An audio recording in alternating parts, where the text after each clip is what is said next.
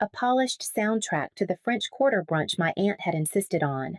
Linen-draped tables crowded the room, waiters weaving between them with trays of champagne glasses and plates stacked with seasonal eggs.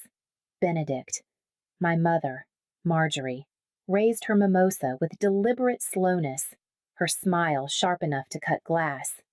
"You're lucky we even include you," she said, her voice light, almost playful, though her eyes never softened. My Aunt Lucille gave a thin laugh, swirling her drink before adding, "Let her feel important for a change." Across the table, my brother Dorian threw his head back with exaggerated amusement, his laugh echoing loud enough to draw glances from the next table. I kept my hand steady around the coffee cup, lifting it as though its weight alone tethered me to the moment. I smiled faintly, just enough to appear agreeable, and said nothing. Over the years, I had perfected silence as armor. To react was to be accused of being too sensitive. To speak up was to be told I was ruining the mood. The game was always the same sharp words from my mother, mockery from Dorian, Lucille watching like an audience member enjoying the show, and me, the quiet one, the dependable one, the one who existed in their eyes only when bills needed paying, tickets needed booking, or accounts needed fixing. I could almost hear the unspoken script, "Rachel will handle it. Rachel has it covered." Only my name wasn't Rachel. It was Callista. And yet even that identity felt borrowed, erased under the weight of their convenience. I sipped the lukewarm coffee, keeping my expression neutral, but something inside me shifted. Their laughter no longer stung, it calcified, and I knew this brunch would mark the beginning of something they would never see coming. The brunch ended as they always did, with my card left on the tray and no one offering to split the bill. I walked back through the quarter, past wrought iron balconies and street musicians, my mind drifting through the long catalog of times I had been expected to carry everyone else. It started small, back when I was 24 and just beginning my career. My mother called, flustered about booking a plane ticket to Baton Rouge for a reunion. "The internet confuses me," she had sighed. I had typed in her information, purchased the ticket with my own card, and promised myself she'd reimburse me. She never did. The next year, it became 2 tickets. By the third, she didn't even pretend anymore. Lucille was subtler, presenting her requests like favors I should feel honored to provide. "You're closer to the hotel websites, dear," she'd say, asking me to reserve rooms for her trips to Houston. She promised to pay me back at check-in, but somehow the charges always lingered on my statements. I told myself it was easier not to argue. Then there was Dorian. His requests were louder, wrapped in urgency. One spring, he called asking to use my credit card for an anniversary trip. "I'll pay you back as soon as my bonus comes in," he insisted. The bonus never arrived. The balance stayed. He repeated the pattern enough times that I stopped expecting repayment. I became, in his words, the reliable one.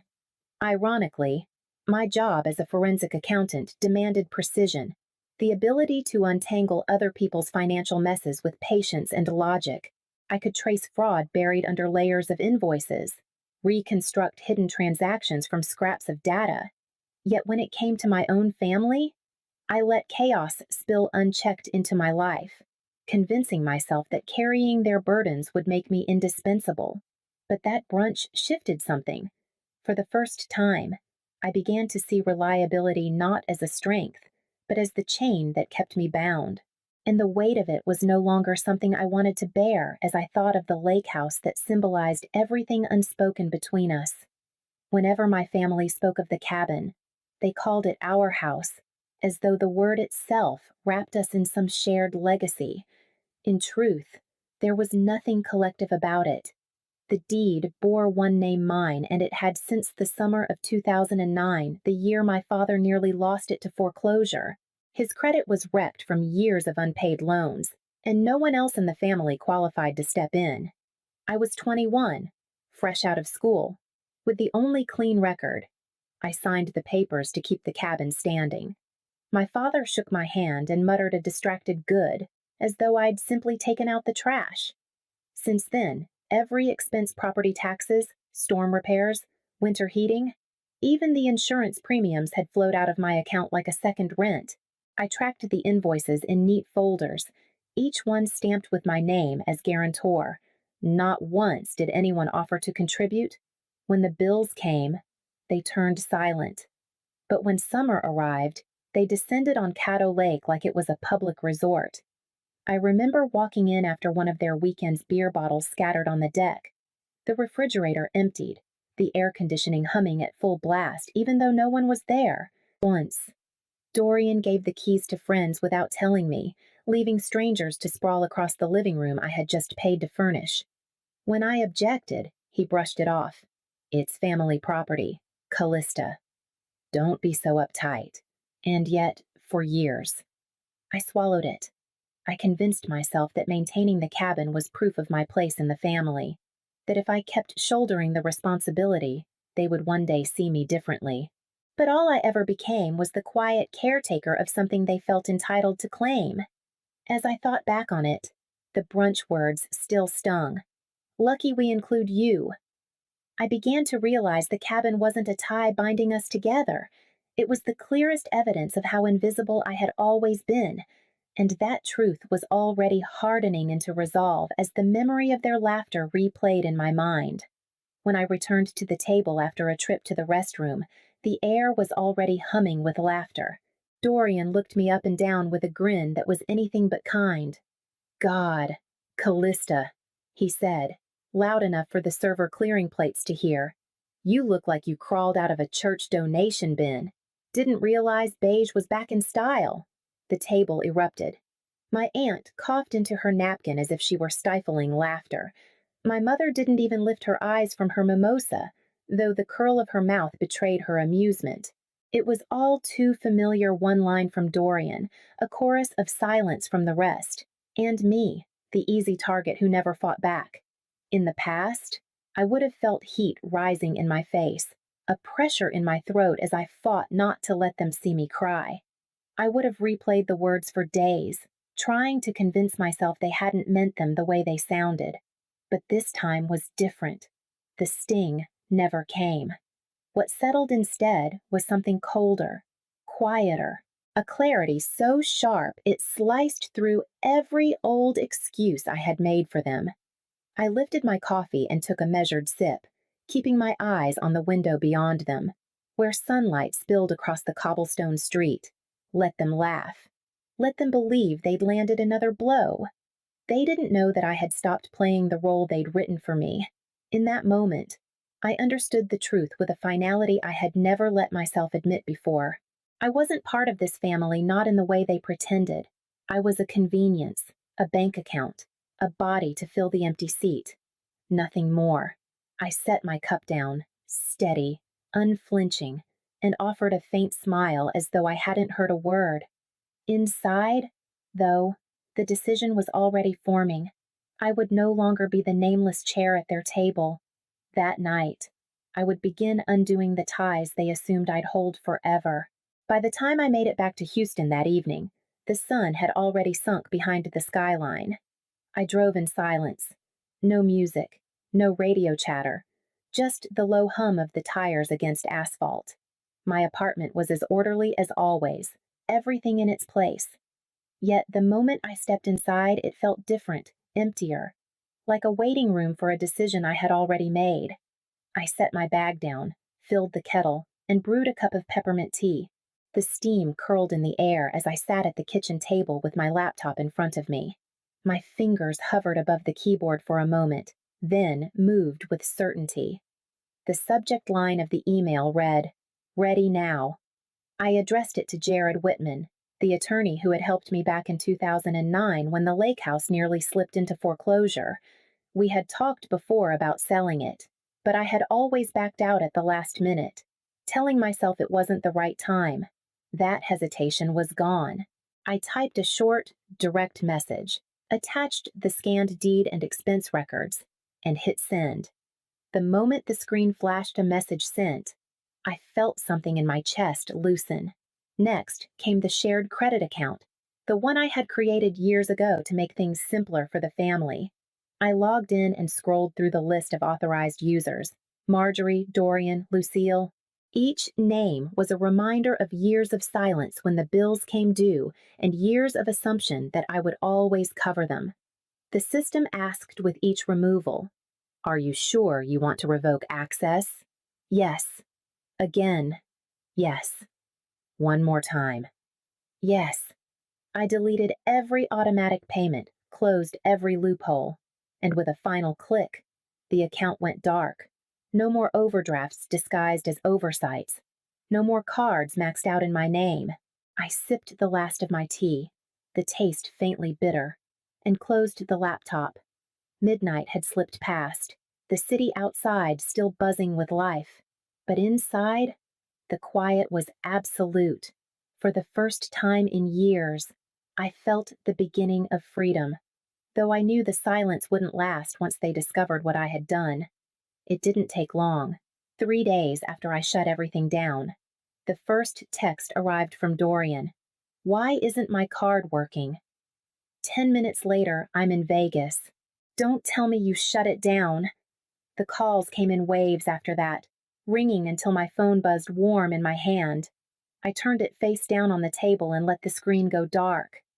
By the afternoon, my mother chimed in with her usual blend of entitlement and panic. The power at my place got shut off. "Something must be wrong with the payment system. Can you take a look for me?" A string of messages followed, each more frantic than the last. I didn't answer. For years, I had been their fix-it person, the one they called when the lights went out. The flights needed booking, or a bill had slipped past its due date.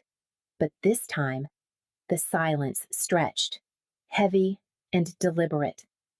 By the weekend, Lucille sent a photo of the cabin porch, weeds growing wild, grass knee-high, the porch light dark. "What's going on?" "Callista," she wrote. My father, silent for years on financial matters, suddenly appeared in the group chat, asking why the insurance had lapsed and why the cabin had been flagged as high risk. I read every word, every accusation, every thinly veiled guilt trip. Then I muted the thread and set my phone aside. There was nothing left to say. They weren't shocked because they missed me. They were shocked because their safety net had vanished. The quiet inside my apartment deepened. Not peaceful exactly, but firm. For the first time. My silence wasn't avoidance, it was a choice. Each unanswered call, each ignored message, became its own reply, louder than any defense I could have offered. 2 weeks after the first message, their outrage blurred into background noise. A dull hum I no longer felt compelled to acknowledge. And as the weight of their dependence slid off my shoulders, I began to picture the next step returning to the cabin not as its caretaker, but to close the door on it for good. The drive to Caddo Lake was one I could trace in my sleep. Every bend in the road, every stretch of pine and cypress felt etched into my memory. But this time, there was no anticipation of a family gathering waiting on the other end. I was going alone, and for the first time, it felt right. The cabin stood the same as it always had: wooden porch, peeling paint, a swing that creaked in the breeze. Yet the silence around it was heavier, almost expectant. I stepped inside, flicking the switch out of habit. The bulb above the kitchen table flickered once before humming to life, though I knew soon even that would go dark. I walked slowly through each room, fingertips brushing the edges of tables I had refinished, walls I had painted, fixtures I had replaced when no one else lifted a hand. On the far wall, the gallery of family photographs remained my parents in younger days. Dorian and me as children, group shots taken on long-forgotten summers. I stood there for a long moment before reaching up and lifting them down one by one. Not rushed, not angry, just deliberate. I placed each frame into a wooden box I had brought with me, sealing the lid and writing across it in black marker family what it used to be, not to erase the past, but to put it away where it could no longer weigh me down. That afternoon, I sat at the old desk near the window, where sunlight filtered through moss-draped trees, and opened my laptop. I pulled up Jared's email and typed 2 words. Go ahead. Attached were every document he needed to put the house on the market. When I pressed send, the air in the cabin felt different, as if the place itself understood its time had ended. I stood, gathered the box under my arm, and walked out without looking back, already knowing the next knock on my door would not be from silence, but confrontation. 2 evenings after my visit to the lake, there was a knock at my apartment door. At first, I thought it might be a neighbor, but the second knock was sharper, impatient. I peered through the peephole and saw Dorian, his hoodie pulled up, hair unkempt, a paper bag clutched in his hand. He looked nothing like the polished man he paraded online. I opened the door just wide enough to face him. You didn't have to do this, he started, voice low but charged. You've torn the whole family apart. Do you have any idea how selfish this looks? I didn't move from the threshold? Siblings don't treat each other like ATMs, I said, my tone steady. And families don't call someone selfish the moment she says no. His eyes flickered, searching for the sister who would fold, who would apologize to keep the peace. She wasn't there. After a few seconds of silence, I pushed the door closed. His footsteps faded down the hall, leaving only the quiet hum of the building behind. Days passed without contact, until another knock sounded on a Saturday morning. When I opened the door, it was Adrienne, Dorian's girlfriend. Her eyes were red, her voice uneven. She stepped inside and held out a folder bound with a rubber band. I found these in his desk drawer, she said. The deed, the tax receipts, the insurance, all in your name. He told me it was his, that he paid for everything. I believed him. I flipped through the pages and saw the proof of what I had always known. She swallowed hard. I left him. I can't stay with someone who builds lies this deep. I just wanted you to know the truth was never hidden. It was buried. She stood to leave, pausing at the door. You're not invisible, Callista. Don't ever let him convince you otherwise. When the door shut behind her, the silence that lingered wasn't heavy this time. It was confirmation. And with it, I knew the last tie to the house and to them was already breaking. The sale closed more quickly than I expected. Jared sent the confirmation email on a Tuesday morning, a single line stating the funds had cleared and the deed was officially transferred. I read it twice, then leaned back in my chair, letting the reality settle. The cabin was no longer mine to carry. That afternoon, I opened my banking app and transferred $20,000 into my parents' joint account. It wasn't necessary the documents proved every payment had been mine alone, but I wanted the record to be clean. I wanted no one to say I owed them anything. The money wasn't a gift. It was a seal.